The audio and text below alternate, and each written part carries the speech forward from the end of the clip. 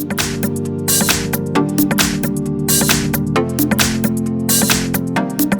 I have MICROMAX Canvas Pulse, and let me show you how to enter here the factory mode on the following device. So at the very beginning, let's start by pressing the power key.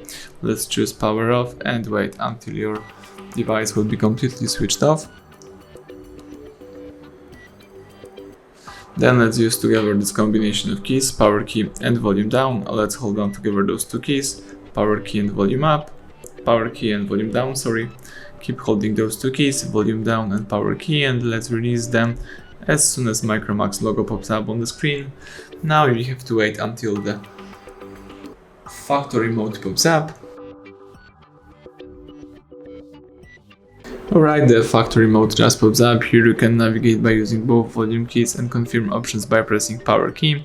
The whole menu is in Chinese, but you can try to translate it. Here you can perform the auto test, the item test. You can also perform here the hard reset by choosing clear eMMC, but let's just be careful with that option because you will lose all your data. If you would like to quit this mode, let's choose the last option and press power key to confirm it, and the device is simply restarting and booting into a normal mode. So now all you have to do is simply wait until the home screen pops up.